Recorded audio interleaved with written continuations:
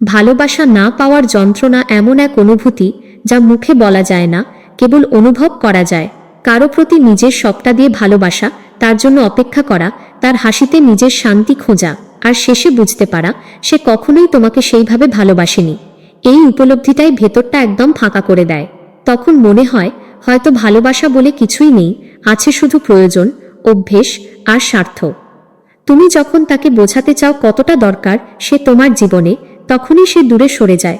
কারণ মানুষ সাধারণত তখনই দূরে যায় যখন তুমি সত্যি মন থেকে কাছে টানতে চাও। ফোনে রিপ্লাই না পাওয়া, কথার ভেতরে আগ্রহের অভাব, ধীরে ধীরে যোগাযোগ কমে আসা, এগুলোই বুঝিয়ে দেয় তোমার জায়গা আর নেই তার জীবনে। সবচেয়ে কষ্ট হয় যখন দেখো যাকে একদিন তুমি নিজের পৃথিবী ভেবেছিলে সে আজ অন্য কারো গল্পে হাসছে, অন্য কারো সাথে ভবিষ্যৎ গড়ছে। তখন নিজের সব ভালোবাসা, যত্ন, বিশ্বাস সবকিছুই ব্যর্থ মনে হয়। তবুও মনটা আশা ছাড়ে না, ভাবে হয়তো একদিন সে ফিরে আসবে। কিন্তু বাস্তবতা হলো কেউ একবার দূরে গেলে সে আর আগের মতো ফিরে আসে না। এই যন্ত্রণা কাউকে বোঝানো যায় না, কারণ সবাই বলে সময় সব ঠিক করে দেয়, কিন্তু সময় কেবল শেখায় কিভাবে ভেতরের কষ্টটা চেপে রেখে হাসতে হয়।